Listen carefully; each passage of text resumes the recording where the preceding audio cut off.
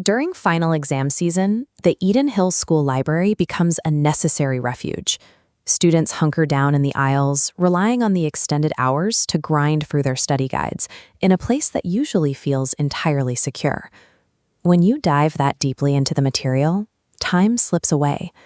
At 10 o'clock at night, the hyperfocus finally breaks, leaving a sudden realization.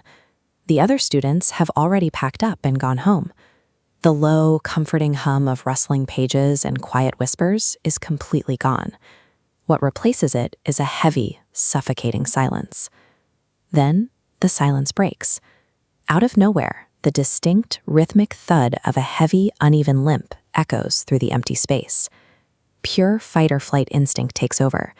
The books are left open on the desk as overwhelming panic drives a desperate sprint out the library doors. Rounding the corner into the main school corridor, the escape route is momentarily blocked. A woman stands motionless at the far end of the hall. A hesitant call out into the dark. "Who's there?" And in a blink, she vanishes entirely. The library and its surrounding halls have shed their status as a sanctuary.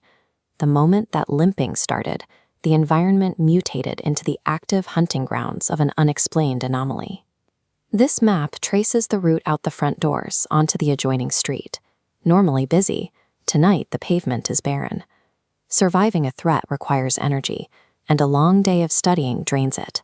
Exhaustion sets in, amplifying the vulnerability of the exposed walk home. Paranoia starts playing tricks on the eye. A dark shadow slowly stretches out along the ground from behind, creeping forward even though there is no street lamp or pursuer visible.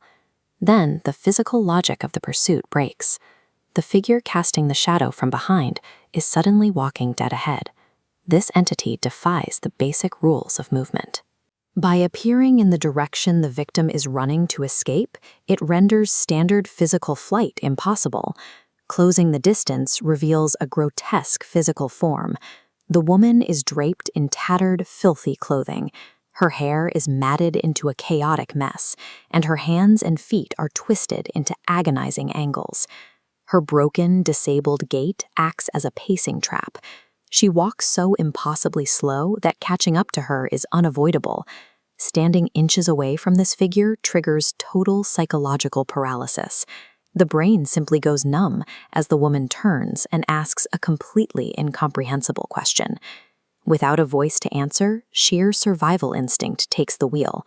A trembling hand points far away into the deep darkness. Miraculously, the twisted figure turns and limps toward the misdirection. Taking advantage of the distraction means running blindly to find anyone, a car, a person, any sign of help. But the frantic sprint is cut short by a horrifying shriek from a distance. She is here. Then everything goes black. Outrunning this kind of threat relies entirely on exploiting its blind, obsessive focus. A temporary misdirection is the only wedge between survival and capture. The blackout eventually breaks to the safety of a living room. A local neighbor had found a motionless body collapsed on the pavement and brought them home. The neighbor recounts a local history the school has spent decades trying to move past, pointing back to a tragedy in 1998. The records from that year isolate two key figures, a 32-year-old mother named Agatha and her 10-year-old daughter enrolled at Eden Hill School. The historical record pinpoints the exact root cause of the haunting. While playing with friends on the school grounds, the young girl suffered a sudden, fatal accident.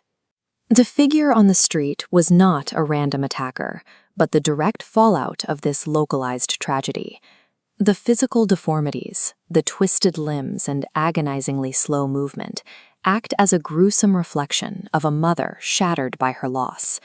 The trauma of the accident has manifested in a form that is as broken as her own spirit. Agatha is trapped in an eternal, tragic loop. She wanders the precise geography where her life fell apart, desperately scouring the pavement for a child she can never recover. The late-night student in the library was never the actual target.